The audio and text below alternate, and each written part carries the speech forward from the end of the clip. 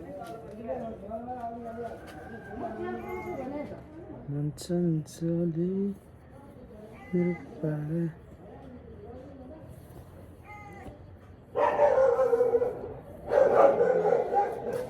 up guys, welcome back to another vlog.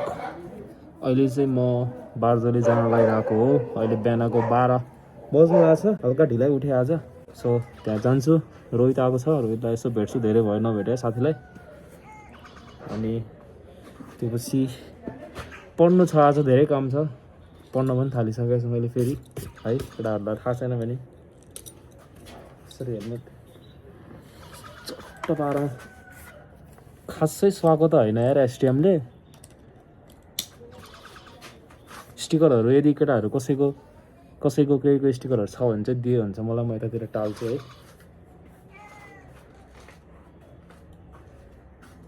Lovely. अहिले ब्यागमा चाहिँ laptop बोकेको छु अहिले पढ्नलाई। पढ्नु पऱ्यो नि त होइन, केटा हो, जहिले डुलेर हिँडेर हुँदैन क्या। बाइक यहाँनिर छ। आजकल बाइक छोपेर राख्न थालेछु मैले, बिकज बिहान शीतले भिजाउँछ नि त होइन। त्यही माथि मेरो अलरेडी ट्याङ्कीहरू खिया लागिसकेको छ। खियाले वाल पार्छ नि त, यस्तो भइसकेको छ अलरेडी। सो यो कहिले पाल पर्छ थाहा नै छैन।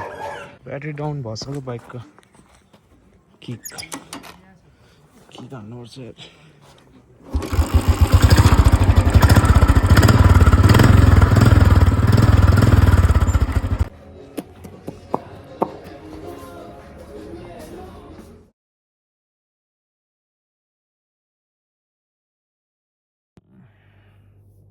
So good morning everyone. आज चाहिँ फ्राइडे हो अनि राइट नाउ 6 बजेर कति मिनट 20 मिनट जान लाग्यो।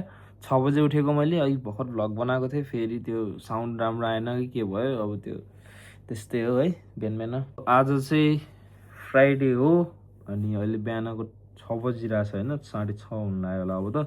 सो आज चाहिँ म धादिङ जानु छ होइन, एउटा सानो काम छ मेरो। अनि केटाहरूले डेली भ्लग्स भन्दै थियो। डेली भ्लग्स त अब पोसिबल छैन, अब यस्तै हो, काम भागदौड यताउता भइरहेछ होइन। त्यही अन्तर्गतमा के भन्छ त्यही अन्तर्गतमा अब फाटाफुट्टा मैले भ्लग खिचिदिइहाल्छु भनेर। अनि त्यही हो, अब उठ्छु, फ्रेस हुन्छु अनि सामानहरू अलिअलि प्याक गर्छु। त्यसपछि धादिङ आज फरार। धादिङबाट अनि फेरि मिल्यो भने आजै काम सकाएर आजै फर्किन्छु होला म। Let's see. त्यो 7 बजिसकेको छ रेडी हुँदा अनि ब्याग स्यागहरू केही पनि नपुगिकन जानु लाग्यो मैले। एउटा साइड ब्याग बोक्नु लाग्यो अनि त्यति हो। यहाँ चाहिँ हिटर तापेर बस्नुपर्छ जहिले है, 24 आवर हिटरमा हो म त, नत्र सक्दै सक्दैन। यहाँ जाडो यस्तो जाडो छ नि, क्रेजी के।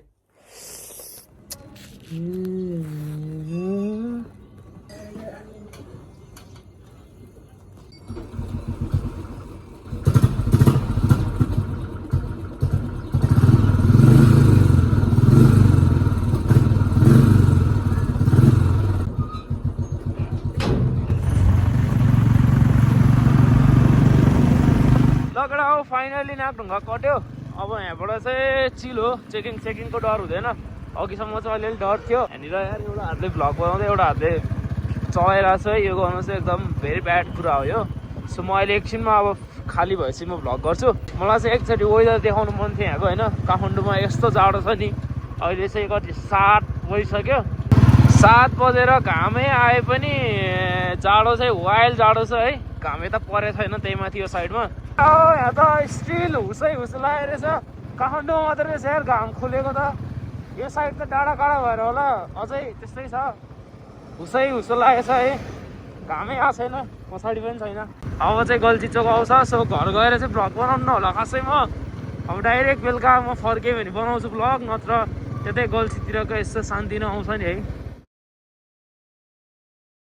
ल यहाँ केटाहरूलाई कुर्दा ढिला भइसकेको थियो। कतिलाई सर आइसक्नु भएको छ अब बाइक लिएर। सनसेट भइसक्यो, चाटेको छ क्या फेरि सुजलले। सुजलको बाइक हेर्छ। सुजल बेनीबाट आएको हो, ऊ चाहिँ लमजुङबाट। अब यहाँबाट हामी काठमाडौँ जाँदैछौँ खाजा खाएर। कस्तो अनुभव भयो त आज? बाटो राम्रो थियो। तिमी ढिला आएछौ तर है।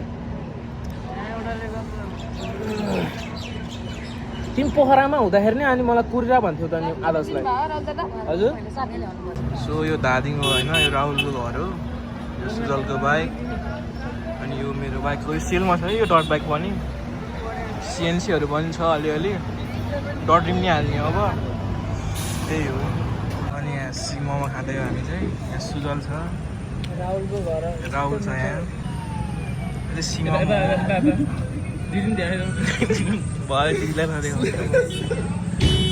यहाँ त राहुलको बाइक छ है लगेडा हो अब चाहिँ हामी निस्किन लागेको लेट्स गो कस्तो सेक्सी देखेको आमामा कुन बाइक सेक्सी हो ल हाम्रो कटिला रेडी भइसक्यो यता सुजल पनि अन फर्म हो म पनि फर्ममा छु त्यही हो अब एकछिन बाटोमा भेट्नुपर्छ भर्खर पेट्रोल हाले बाइकमा अब चन्द्रगिरी गएर भेट्नुपर्छ केटा होला सही हो अहिले चाहिँ हामी यहाँ चन्द्रगिरी चेकपोस्टको यो छेलीमा आइपुग्यो यहाँ हामी केटाहरू सबैजना छौँ यता यता कटिला छ